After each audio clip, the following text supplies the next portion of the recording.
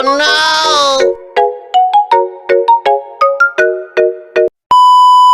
Maaga nga ako nakauwi ngayong araw na to mga mamshi dahil nga 2 subjects lang naman yung in-exam namin.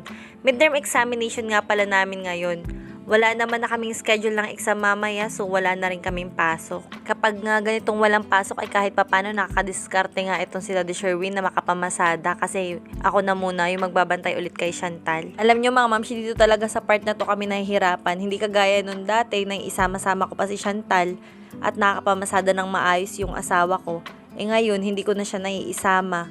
Kaya sobrang hassle talaga. Hindi siya makalabas kaagad kasi nga wala magbabantay kay Chantal. So, nagpakuha nga pala sa akin si Chantal dyan ng 10 pesos dahil akala nga niya pumasok dito sa may Riles yung mag-ice cream. Yun naman pala dun sa may park nagkakakalembang yung mag-ice cream. Sobrang lapit lang kasi itong mga mamshing bahay namin talaga sa parke dito. Kaya talagang kinig na kinig mo yung mga dumadaang sasakyan kahit kami ay nasa may tabing Riles. So hindi naman halata mga mamshing atat na atat akong itong aming bagong department shirt Sabi nga nila sa pari daw dapat ito susuot. Atat ako kaya sinuot ko na. Kasi every foundation day talaga mga mamshi, nagkakaroon kami ng bagong department shirt. At yun, yung pinakang uniform namin tuwing Wednesday, yung aming kanya-kanyang department t-shirt. So, dahil nga makulimlim na naman ang panahon, hindi ko nga alam kung ilalabas ko ito lahat ng mga nilabhan ko kahapon. Dahil baka mamaya masayang na naman ang effort ko kasi uulan na naman.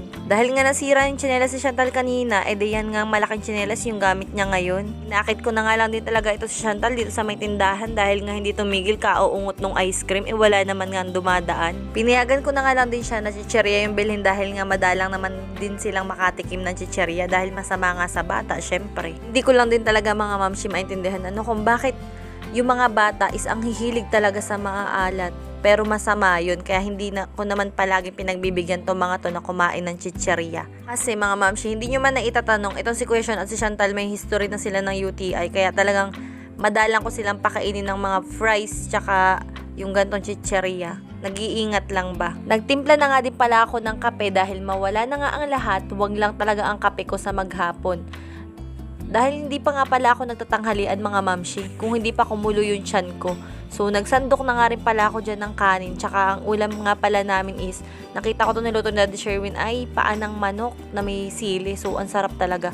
Pero parang hindi bagay na combination itong mahalang na adobong paa dito sa kape ko. Kaya naman nga, naramdaman ko talagang napakahalang. Parang 2:00 na nga yata yun mga mamshi nang nakapagtanghalian ako. Dahil nga gumawa pa din ako ng mga product review na ipopost ko sa TikTok. Kaya baka naman Meta, bago mag 2024, pasahurin mo na ako. Aba, ay magwa 1 year naman ako nagbablog, baka naman.